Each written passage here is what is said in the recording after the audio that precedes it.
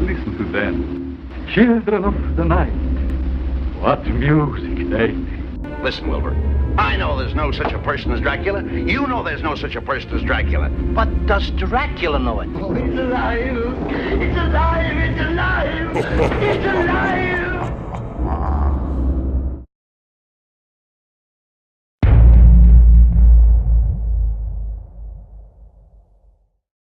Hello everybody, my name is... I'm just kidding. I'm not Markiplier, I wish I was. Anyway, welcome to another episode of the Jokerpool Podcast, another spooky episode.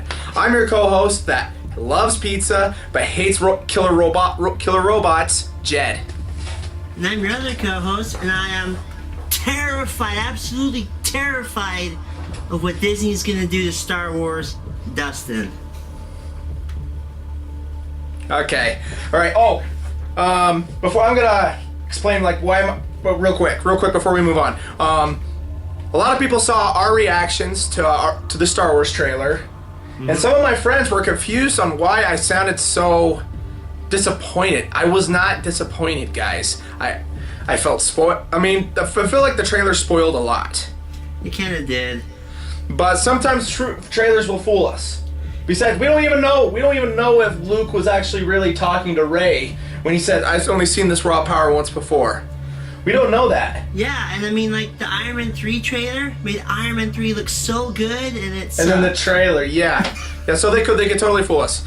All right, let's move on. All right, now, today you probably already know what we're talking about just because of the images that we're showing behind us.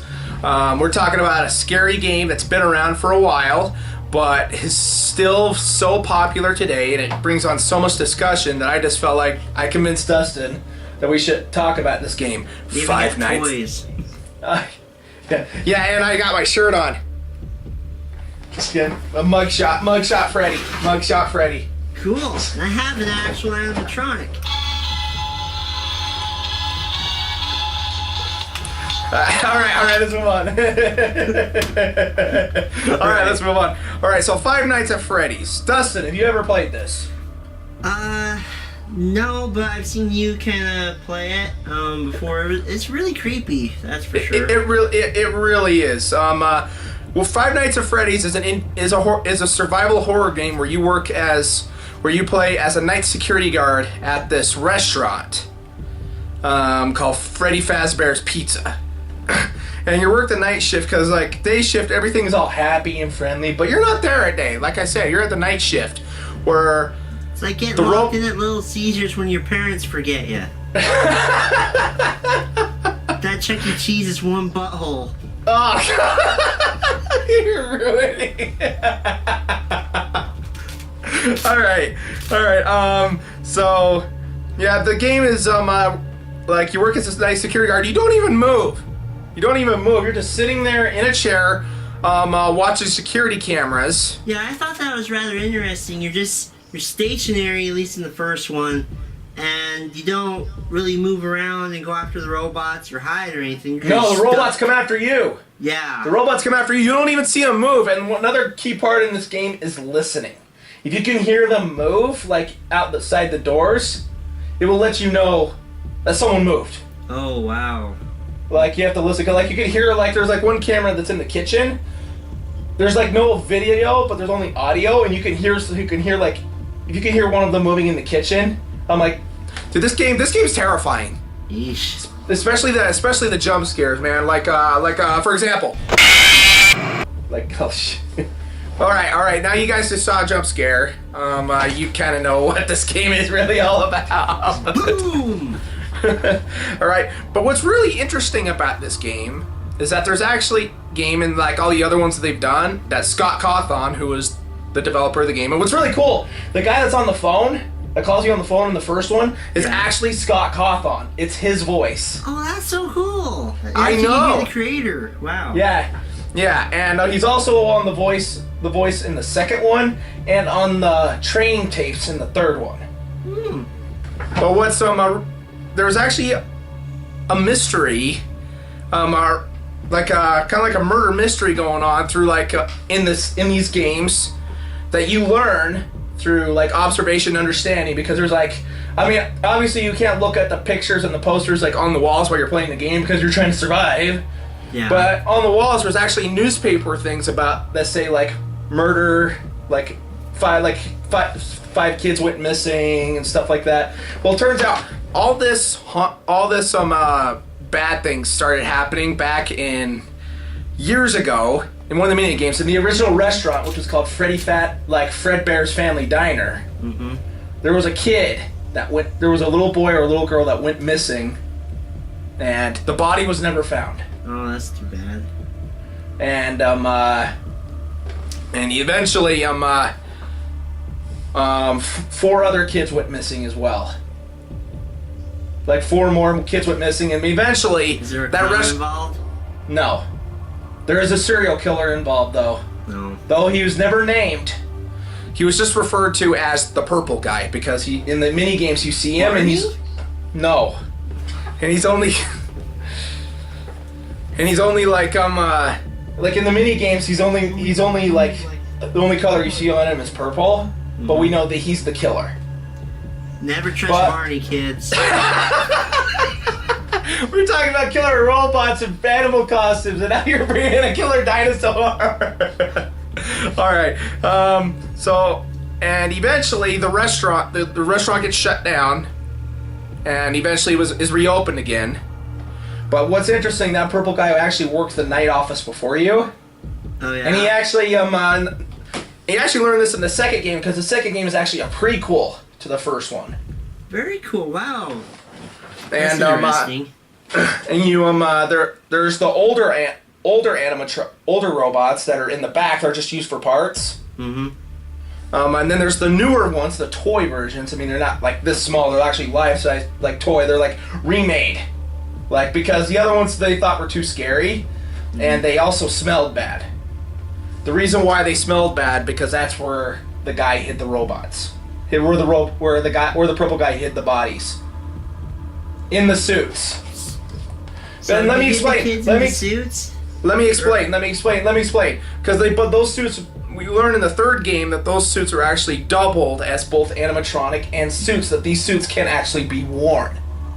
But there's actually these robotic parts. You have to compress the robot parts.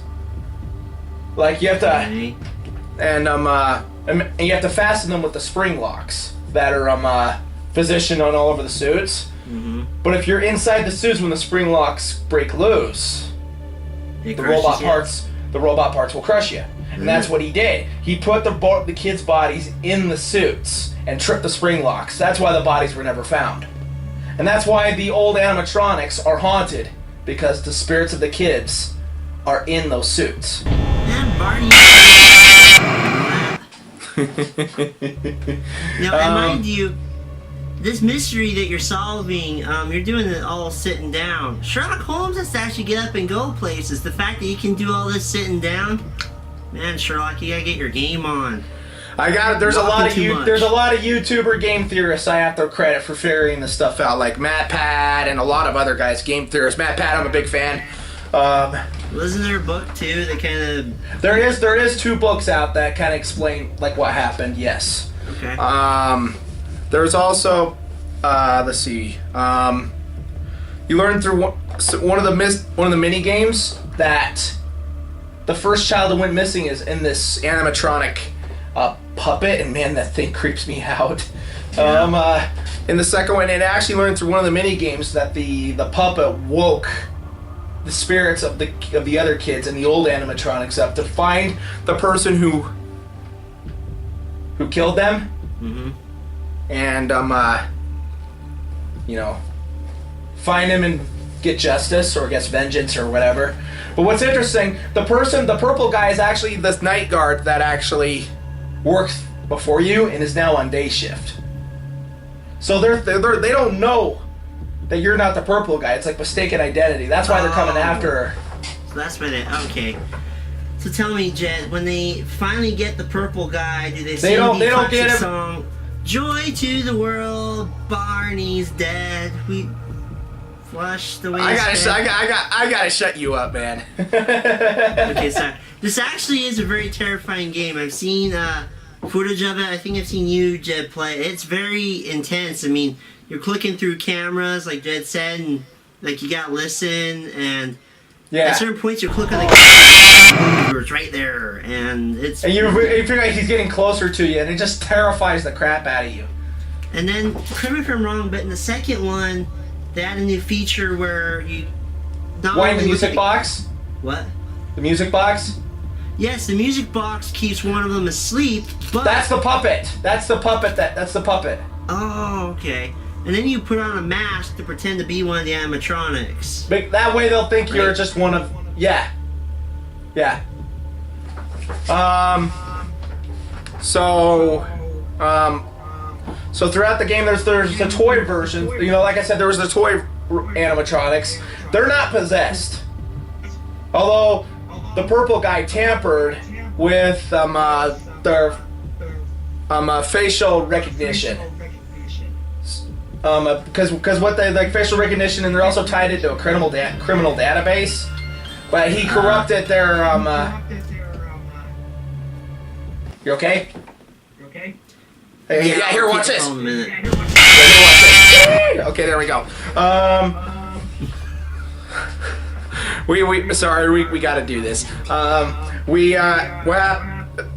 The purple guy tampered with the newer ones programming, and that's why the newer ones are attacking you. And eventually, like throughout the game, as the levels go on, in the second one, you learn that a sixth kid went missing. Oh, really? And he actually hid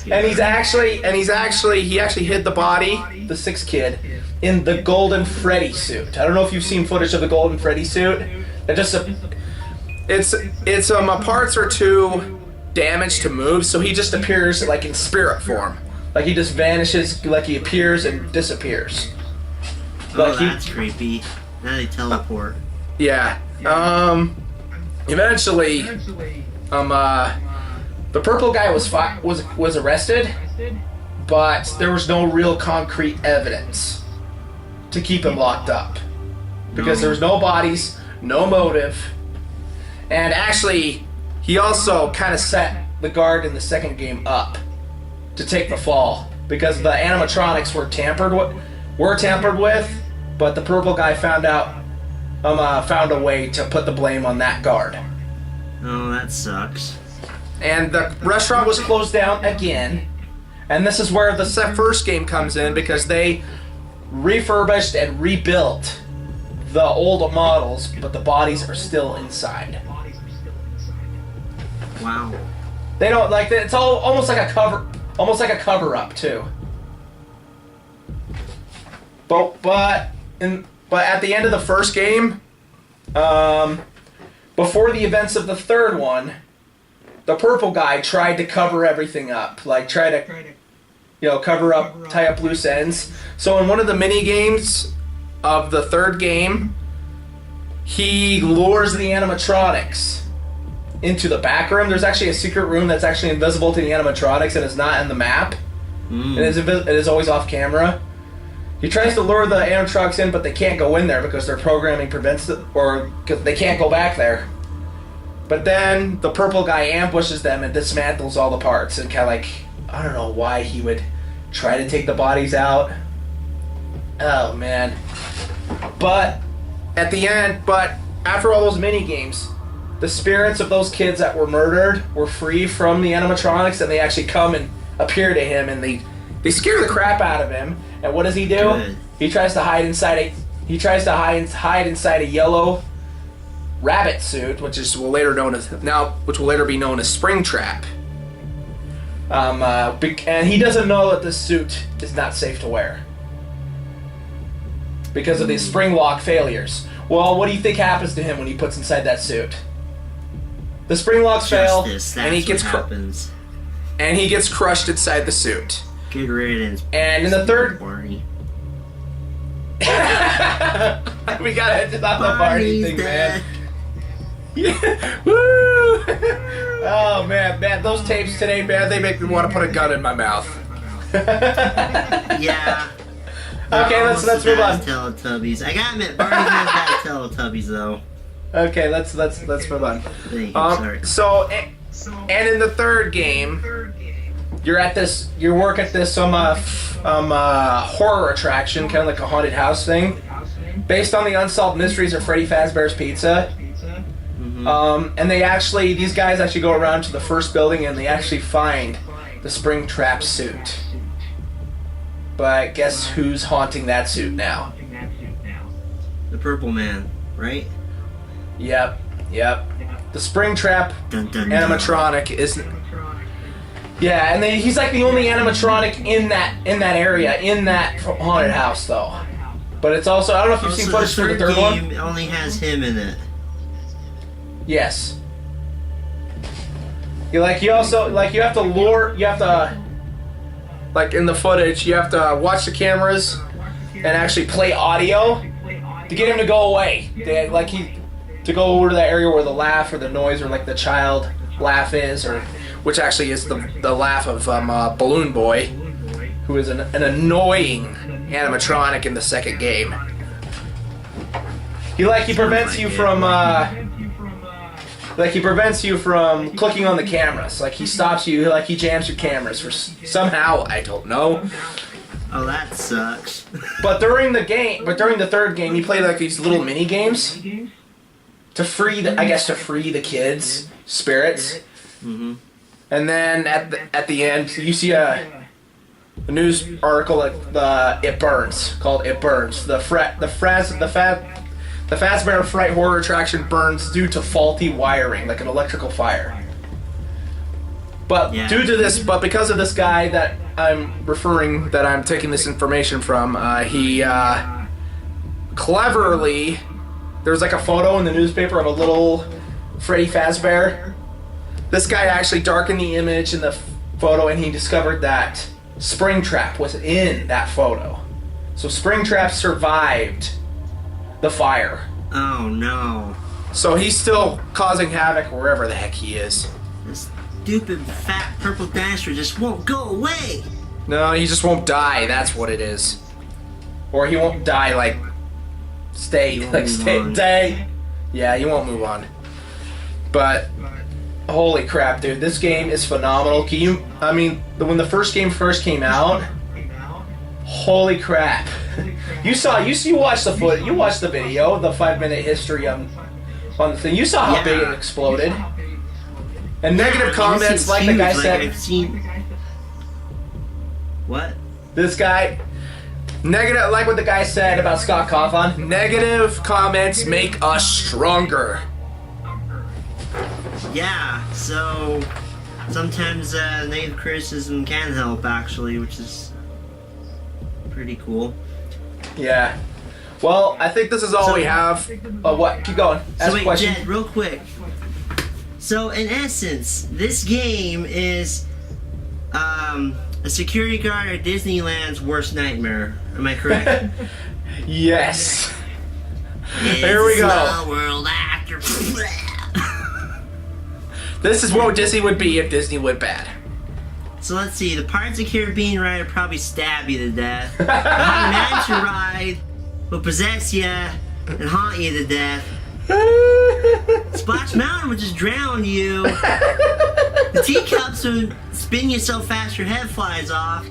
But what would the little munchkins do? Oh no! As they swarm you, all these little different midgets from different countries. Did you seriously think of all of that? Yes, I did. Well done. Well, that's good. Keep going. Then Goofy's like, "Gosh, Mickey, there's a lot of blood here." Wow, look at all the blood. Anyway, that's all we have for this episode. We hope you enjoyed it. And do we recommend this game do we recommend this game to play around Halloween? Yes. That's all we have for this episode. Like, share, and subscribe. Yep. And you are? I'm Dustin, and this is my co-host. And I am Jed. And as always, we will see you guys in the next video. Bye-bye!